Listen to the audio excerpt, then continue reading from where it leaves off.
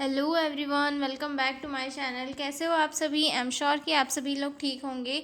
तो चलिए हम लोग आज का वीडियो स्टार्ट करते हैं। आज की वीडियो में हम लोग डिस्कस करेंगे medical management of bronchial asthma. ठीक है, और ये जो क्वेश्चन है ये 6 नंबर में पूछा गया था। ठीक है, जिसमें कि describe the nursing management of child with bronchial asthma, ये क्वेश्चन पूछा गया था जो पूरे 6 नंबर में पूछा गया था। तो हम इसे डिस्कस करेंगे। प्रीवियस वीडियो में हम लोग ने जो है ब्रोंकियल अस्थमा की डेफिनेशन, उसकी पैथोफिजियोलॉजी और उसके क्लिनिकल मैनिफेस्टेशंस वगैरह पूरे डिस्कस कर लिए थे। इस वाले वीडियो में हम लोग उसके जो मेडिकल मैनेजमेंट है और नर्सिंग मैनेजमेंट है विद केयर प्लान्स हम लोग डिस्कस करेंगे। ठीक है, स्टार्ट करते हैं मेडिकल मैनेजमेंट में। मेडिकल मैनेजमेंट में सबसे फर्स्ट जो ड्रग्स है वो दिया जाता है ब्रोंकोडायलेटर्स। ब्रोंकोडायलेटर्स क्यों दिए जाते हैं? ताकि ब्रोंकाई जो है उन्हें थोड़ा डायलेट किया जा सके, ताकि थोड़े बेहतर तरीके से जो एयरवे है उसे बनाया जा सके। एयरवे जो स्पास्म हो गया है, सिकुड़ गया है, वो थोड़ा डायलेट हो जाए। ठीक है, जिसमें कौन से दिए जाते हैं? Salbutamol and terbutaline, given through nebulizer और inhaler to relax bronchial muscles. और इन्हें किनके थ्रू दिया जाता है? नेबुलाइजर के थ्रू दिया जाता है या फिर इनहेलर के थ्रू, ताकि जो ब्रोंकियल मसल्स है उन्हें थोड़ा रिलैक्स किया जा सके। ठीक है, अगला पॉइंट आता है हमारा कॉर्टिकोस्टेरॉइड्स वाला। कॉर्टिकोस्टेरॉइड्स जो ड्रग्स होते हैं वो क्या करते हैं? एयरवे की जो स्वेलिंग्स है और इन्फ्लामेशन है उन्हें कम करने का काम करते हैं। ठीक है, जिसमें ब्यूटासोनाइन और बाइक्लोमेथाजोन और प्रेडनिसोलॉन जैसे ड्रग्स दिए जाते हैं। ठीक है, उसके बाद आते हैं एंटीहिस्टामाइंस।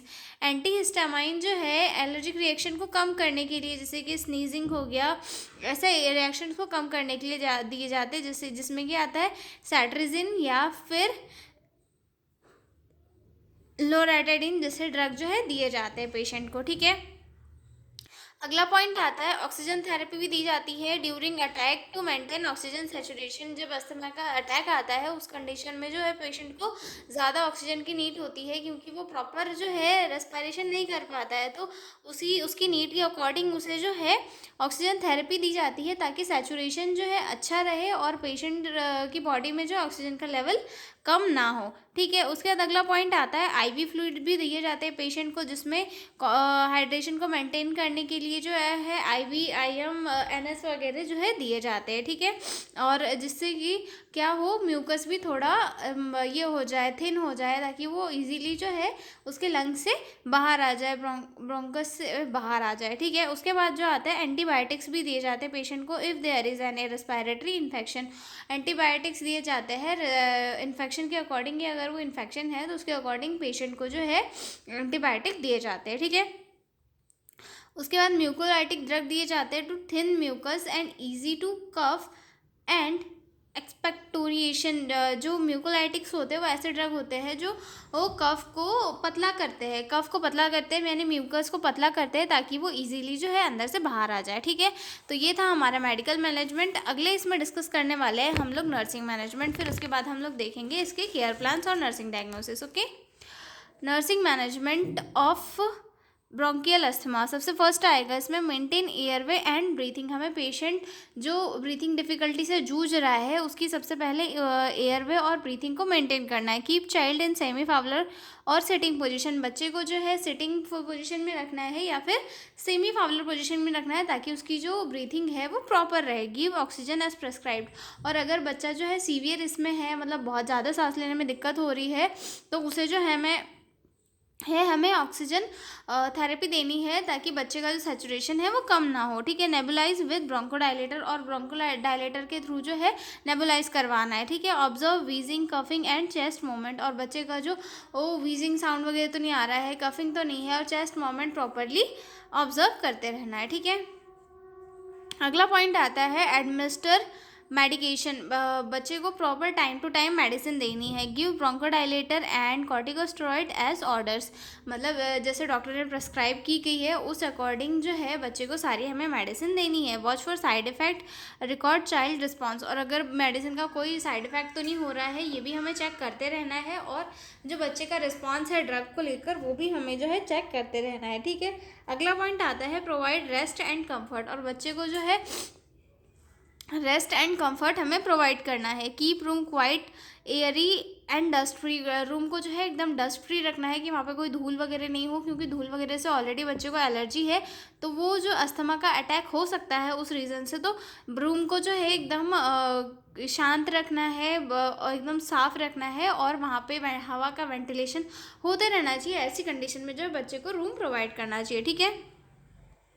Avoid strong ML avoid strong smell, smoke, cold air. और रूम में जो है सब पेरेंट्स को और जो अदर स्टाफ है उन्हें भी ये कह देना है कि ये जो कोई भी स्ट्रॉन्ग स्मेल अगर लगाई हो तो उस बच्चे के पास नहीं जाए, क्योंकि उसे जो है एलर्जी है, और एलर्जी के कारण उसे अस्थमा का अटैक पड़ सकता है। तो वो जो है कोई भी स्ट्रॉन्ग स्मेल वाला पर्सन जैसे परफ्यूम वगैरह यूज़ करके बच्चे के पास नहीं जाए, स्मोक ना करे, और ठंडे एरिया में जैसे सुबह सुबह बच्चे को बाहर नहीं जाने दें, क्योंकि सुबह सुबह क्या होता है, बाहर का एटमॉस्फेयर थोड़ा ठंडा होता है, तो उस कंडीशन में क्या होता है, बच्चे को एलर्जिक रिएक्शंस हो सकते हैं, स्नीजिंग वगैरह। तो उस टाइम पे हमें जो है बच्चे को इन सारी चीज़ों से बचा के रखना है, ठीक है। Allow child to rest between activities, और बच्चे को जो है हर थोड़ी थोड़ी देर के बाद में जो है एक्टिविटीज़ के बीच में रेस्ट देना है, ताकि वो रेस्ट कर सके और वापस फिर से ये जो है अपने काम पर लग सके, क्योंकि वो रेस्ट नहीं करेगा तो एकदम से सांस भर आएगी, उसे जो है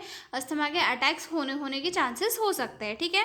अगला पॉइंट आता है maintain fluid and nutrition, encourage plenty of warm fluid, और बच्चे को इनकरेज करना है कि आप वो थोड़ा थोड़ा जो है गर्म फ्लूइड लो, जिससे कि आपकी जो कफ है वो भी थिन होगा, और साथ ही साथ आपकी सेहत के लिए भी अच्छा रहेगा। Give light small nutritious meal, और बच्चे को जो है लाइट डाइट देनी है और न्यूट्रिशियस डाइट प्रोवाइड करनी है। Avoid cold drink and ice creams, और बच्चे को जो है कोल्ड ड्रिंक्स और आइसक्रीम्स से हमेशा दूर रखना है, ताकि बच्चा जो है अच्छे से ठीक हो सके और उसे कोई साइड इफेक्ट ना हो, ठीक है। और मतलब आइसक्रीम वगैरह से तो एलर्जी वगैरह होती है, ठंडे वंडे से जो है अस्थमा ज़्यादा ही हो सकता है, तो बच्चे को उन सारी चीज़ों से दूर रखना है, ठीक है। Health education to parents, teach parents about early sign of attack wheezing cough, और पेरेंट्स को जो है अर्ली साइन जो होता है उनके बारे में अच्छे से एजुकेशन दे देनी है कि किस सिम्टम्स से जो है अटैक स्टार्ट होता है, जैसे कि वीजिंग या फिर कफ उनसे स्टार्ट होता है, ठीक है।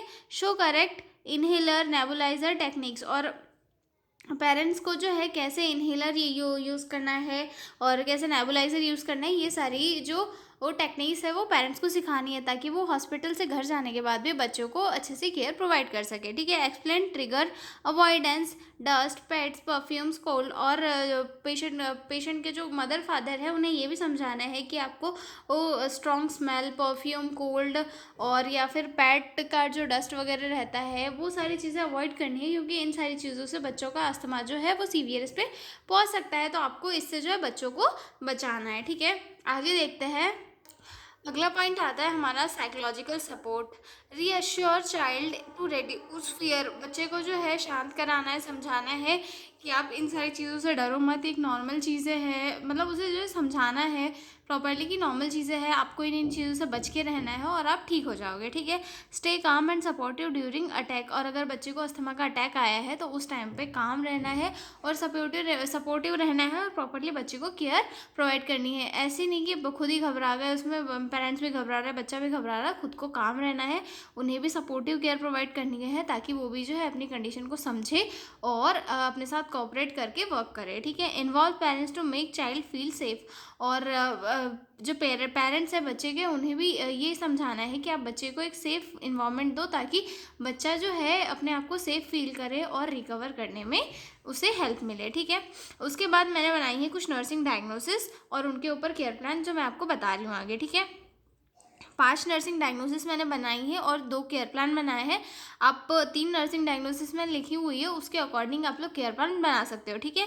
फर्स्ट है ineffective airway clearance related to bronchospasm and thick mucus as evidenced by wheezing and dyspnoea, impaired gas change related to airway obstruction as evidenced by cyanosis and low SpO2। Then third आती है anxiety child and parents related to difficulty in breathing and hospitalization। then fourth आती है risk for infection related to retained secretion and steroids therapy। then अगला point आता है knowledge deficit parents related to lack of awareness about asthma triggers and home care। okay, अब इनके care plan कुछ इस type है। सबसे फर्स्ट इसमें मैंने लिखा हुआ है nursing assessment, nursing diagnosis, goal, planning, implementation, rationale and evaluation. ठीक है, इसमें सबसे फर्स्ट आता है सब्जेक्टिव डाटा, जैसे कि child said I am having difficulty in breathing. Then फिर ऑब्जेक्टिव डाटा में लिखा हुआ है I observe wheezing sound and fast breathing with thick mucus, यानी कि बच्चे ने मुझसे कहा कि मुझे जो है सांस लेने में दिक्कत हो रही है, और फिर मैंने ऑब्जर्व किया कि बच्चे का जो है म्यूकस काफ़ी थिक है, जिसकी वजह से उसे जो है ब्रीथिंग डिफिकल्टीज हो रही है। ठीक है, उसके बाद जो नर्सिंग डायग्नोसिस हमने फर्स्ट वाली देखी थी, वही नर्सिंग डायग्नोसिस मैंने यहाँ पे लिखी हुई है। ठीक है, ineffective airway clearance related to bronchospasm and thick mucus as evidenced by wheezing and dyspnoea. ठीक है, उसके बाद अगला पॉइंट आता है गोल। इसका गोल क्या है? अब गोल हमें किस बेस पे बनाना है? हमारी जो डायग्नोसिस है उसके बेस पे। ठीक है, to clear airway and reduce mucus thickness to easy breathing. ठीक है, उसके बाद अगला पॉइंट आता है प्लानिंग का। सबसे पहले हम लोग प्लानिंग करेंगे, फिर उसका इम्प्लीमेंटेशन करेंगे, देन रैशनल आएगा कि हमने प्लानिंग क्यों की और इम्प्लीमेंट क्यों किया, और फिर इवैल्यूएशन। ठीक है, तो सबसे फर्स्ट प्लानिंग आती है टू मेंटेन एयरवे पोजीशन। जो बच्चा है उसकी हमें एयरवे की पोजीशन मेंटेन करना है। फिर इम्प्लीमेंटेशन में आएगा keep children in semi Fowler position. Semi Fowler position में हमने बच्चे को रखा ताकि उसका जो एयरवे है वो क्लियर हो सके और वो सांस अच्छे से ले सके। टू इम्प्रूव लंग एक्सपेंशन, और हमने ये क्यों किया? ताकि उसका जो लंग एक्सपेंशन है वो हो सके और अच्छे से सांस ले सके। ठीक है, अगला पॉइंट आता है to give nebulization as prescribe, और बच्चे को जो है डॉक्टर के द्वारा प्रेस्क्राइब किया गया और नेबुलाइजेशन करवाना है ताकि बच्चा जो है अच्छे से सांस ले सके और उसका जो एयरवे है वो थोड़ा खुल जाए। ठीक है, उसके बाद इम्प्लीमेंटेशन में हमें वही लिखना है कि हमने ये जो है ये प्रोसेस कर दी और यहाँ पे क्यों की। ठीक है, उसके बाद थर्ड प्लानिंग आती है टू इनकरेज फ्लूइड इनटेक, और बच्चे को हमने इनकरेज कर दिया फ्लूइड इनटेक करने के लिए। ऑब्जर्व ब्रीथिंग एंड SpO2, हमने बच्चे का जो SpO2 और ब्रीथिंग है ये सब ऑब्जर्व करी। उसके बाद to educate patient for home care, और पेशेंट के जो पेरेंट्स हैं उन्हें होम केयर के लिए एजुकेट किया। ठीक है, तो ये पॉइंट हो गया हमारा। उसके बाद ये उन्हीं की रैशनल हम लोग लिख देंगे और उसके बाद उसका इवोल्यूशन लिख देंगे, जैसे कि child breathing improve, wheezing reduced, airway clear and patient is doing well. ठीक है, ये हो गया हमारा इवोल्यूशन। इवोल्यूशन हमारे गोल को कंप्लीट करना है, उसका इवोल्यूशन हो जाएगा। ठीक है, उसी तरह सेकेंड केयर प्लान भी मैंने बनाया है, सेम है, आप लोग देख सकते हो।